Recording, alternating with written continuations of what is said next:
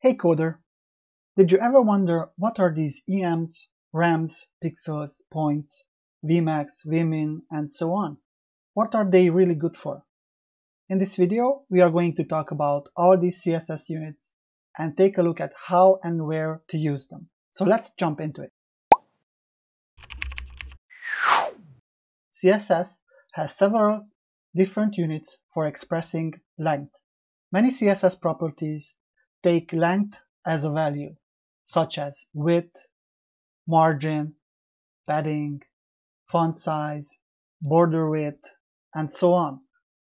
Length is a number followed by a length unit, such as 50%, 2em. Whitespace cannot appear between the number and the unit. So this example with the 5rem, I highlighted it with red, so this is not permitted. However, if the value is 0, the unit of measurement can be omitted. So you don't have to specify 0 pixels or 0 em or 0%. For some of the CSS properties, negative lengths are allowed. So you can see it here, for example, minus 20 pixels. CSS units can be separated into two categories: absolute lengths and relative lengths. Absolute lengths are based on real-world measurements, like for example pixels, inches, centimeters, millimeters, points, picas. Relative lengths, as their name is suggesting, they are relative to something. Percentages are relative to the parent container, rem is relative to the font size, ch is relative to the character sizes, vh, vw, vmax, vmin is relative to the viewport dimensions. So let's start with absolute lengths. To explain these concepts, I'm going to use a simple HTML, and inside the body tag, I've created a parent box with multiple child boxes for each unit of fixed measurement. Each child has a unique ID and a common class. Inside my main CSS, I have a universal selector, the star sign, and I'm setting all margins to 0. We talked about this in the last episode, so if you don't know what this is, I'm going to leave a link at the top so you can check it out. I'm styling the parent box with a background color of blue, and I'm styling the child boxes with a background color of orange and a margin bottom of 25 pixels. On each individual ID, for example on centimeter box, I'm giving it a width of 1 centimeter, a height of 1 centimeter. On the millimeter box, I'm giving it a width of 1 millimeter and a height of 1 millimeter. Same goes for inches, points, picas, and pixels. So let's save this and see it in action in our browser. As I told you before, absolute lengths are based on real-world measurements. So 1 centimeter in the browser is the same centimeter that we all know in the real world. 1 millimeter, same thing. 1 inch, same thing. So I just put it next to each other so you can see how they relate to each other. I'm gonna zoom in to 300%. So we talked about centimeters, millimeters, and inches. So these are measurements you are probably already familiar with. But what about points? What is 1 point?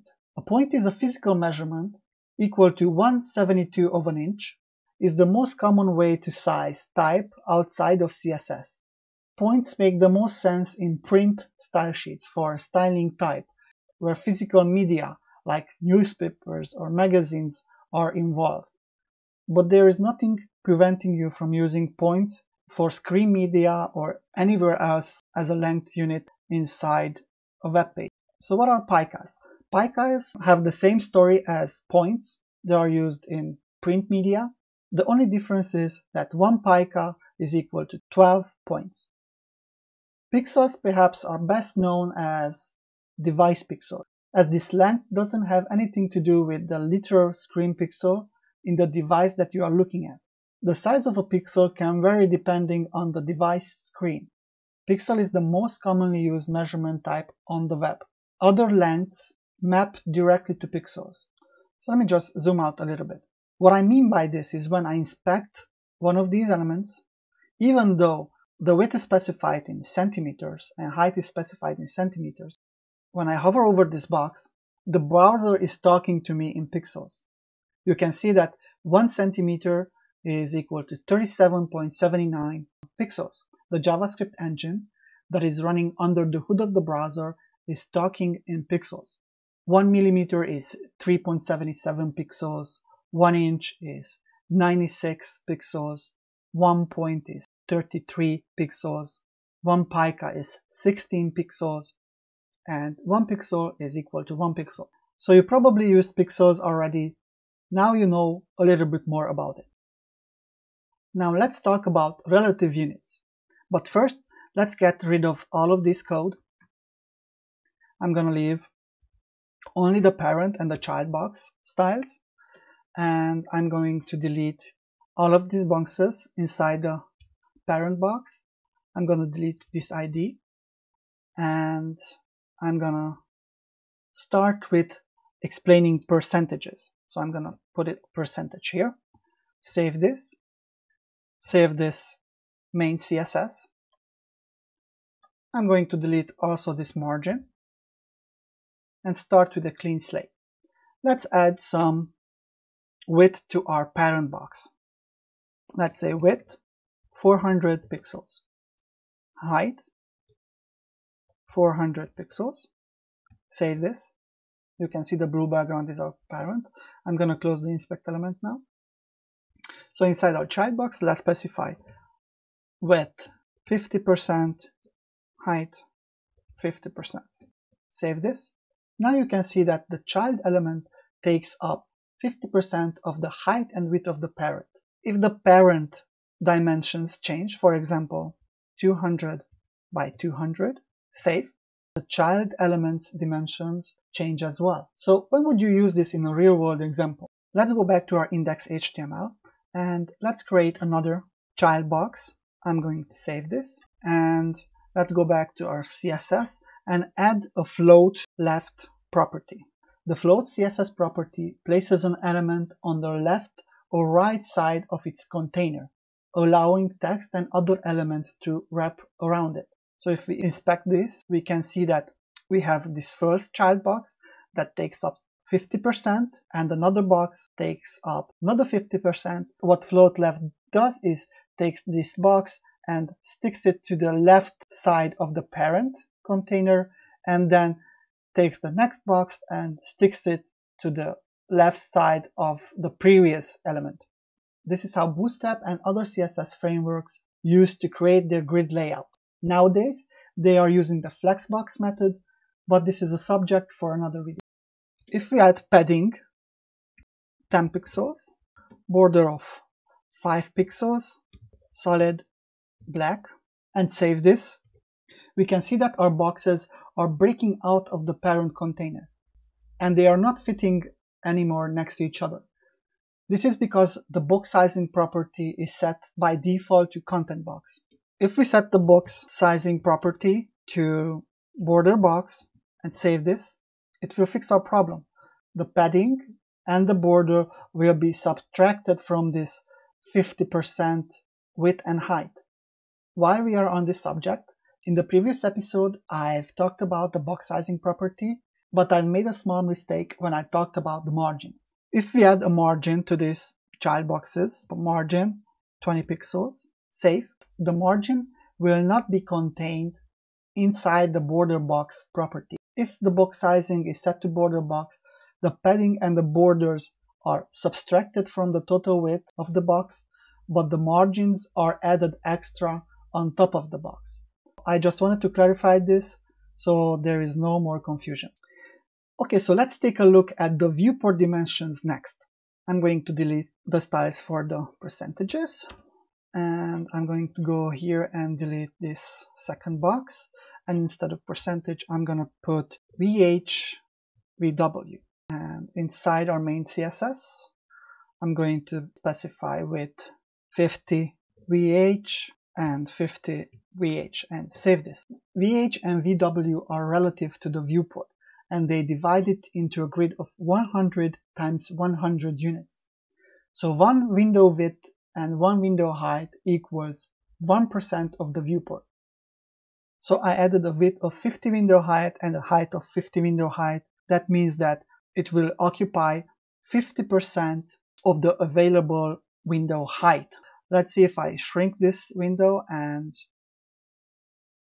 if I expand it, you can see that this box grows outside from its parent, even though the parent box has a width of 200 and a height of 200.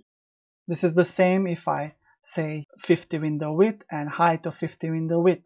If I change the width of the viewport, our box is shrinking, and if I make it larger, our box is growing larger. So when do we use this in a real-world example? Window width and window height are used when you want to create a responsive website and you want to force an element to always be a certain size relative to the viewport. Maybe I want this box to always be 10% of the viewport. So this will shrink or grow depending on my resolution. So this is really useful for responsive web design. Now let's talk about the vmax and the vmin. I'm going to comment this background so it won't confuse us. Specify vmax, save this, and inside our child box 50 vmax, height of 50 vmax. Save this. So vmax and vmin, they are similar to the vh and the vw, but they behave in a different way. So vmax is relative to 1% of the viewport's larger dimensions. So what does that mean? Let me just shrink it and see how it behaves. So it shrinks to a certain point, then it doesn't shrink anymore. Why is that? So do you remember? Vmax is relative to 1% of the viewport's largest dimension. The largest dimension right now is the width. If I go up, the larger dimension will become the height. So if the height grows, the box grows as well. And if that changes, if the height becomes less than the width, then it will stay 50% of the width. So if I go and change the width, my box will shrink as well. Now the height is larger, so it won't shrink.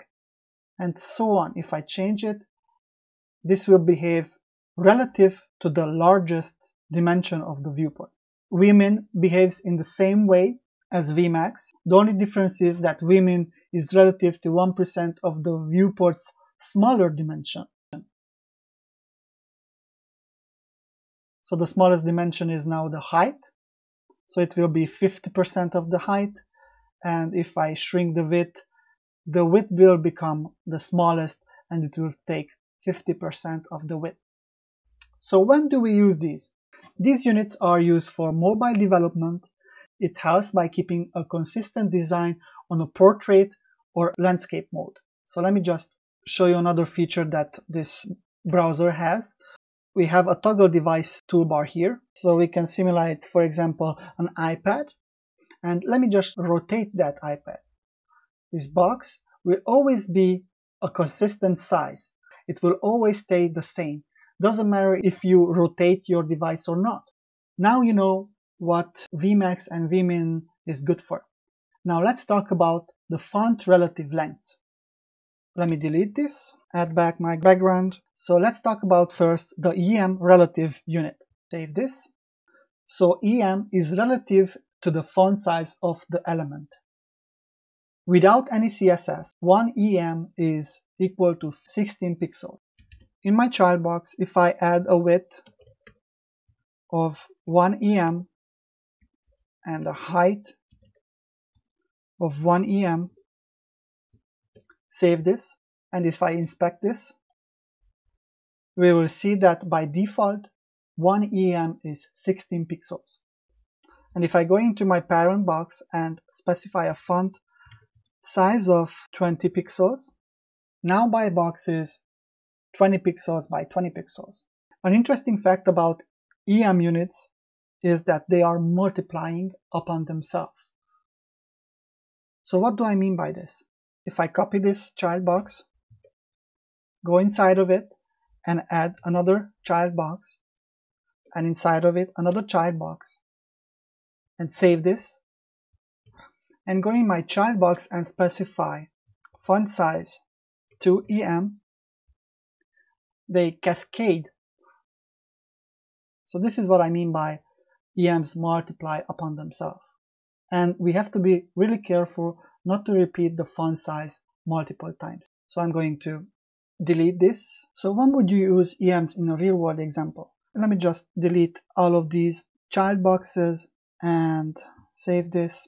Go back to my main CSS. I'm going to delete the width and height, and I'm going to specify padding of 1 EM and font size of 30 pixels. You can see that if I go here and change the font size, the padding changes relative to the font size. So this is really handy in responsive designs. The padding is always proportional to the font size. If the font size grows, the padding grows.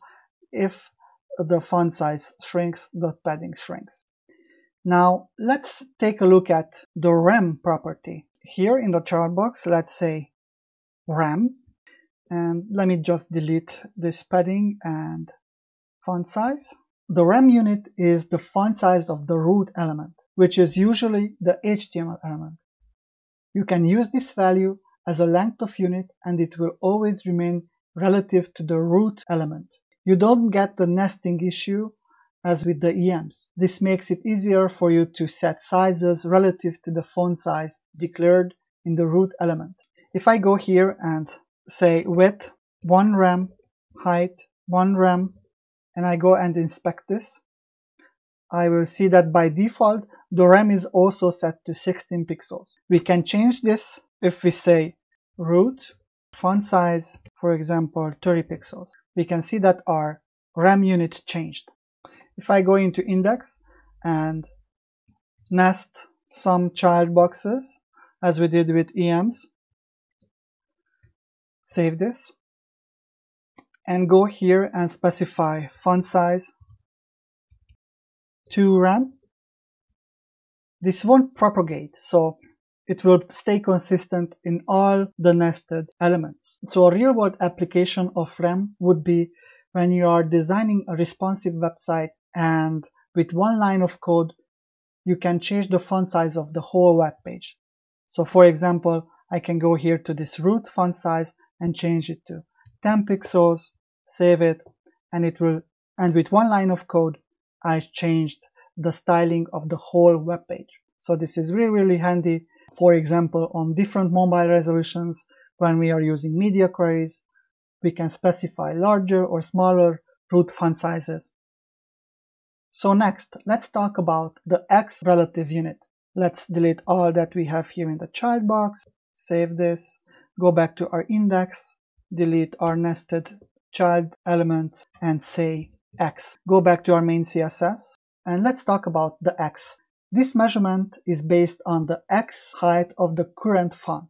Let's go back to our CSS and in our child box, width of 1x, height of 1x. To understand the X height, it is named X because it's based on the height of the X character. To understand X height, think of a lowercase character that has a bit that sticks up on a sender, like the lowercase d. The top part of the d is sticking upward. The X height doesn't include that ascender. It is the height of the lower loop part of that character. So that's why it's called the X height, because the lower loop part is exactly as high as the X character. Unlike EMs, which don't change when you change the font family, X unit do change when you change the font family, as the value of one unit is specifically bound to that font. So let's go to our parent box and specify a font family of sans serif and save this. You can see that our box grew. So let's talk about the CH unit of measurement. And let's add a 0 here. Go back and say width of 1 ch, height of 1 ch. Save this. So the ch unit refers to the width of the 0 character in the font that we are using. So whatever the width of the 0 is, if we change to a different font family, the dimensions will change as well, exactly like with the X unit. I'm not sure when would you use this X and CH. Personally, I never used them before and probably never will, but I just wanted to show you that they exist and you should just know about them. So this is it for this video. Hope you learned something new. And if you did, let me know in the comments the most interesting fact that you discovered. So thanks for watching. See you in the next video.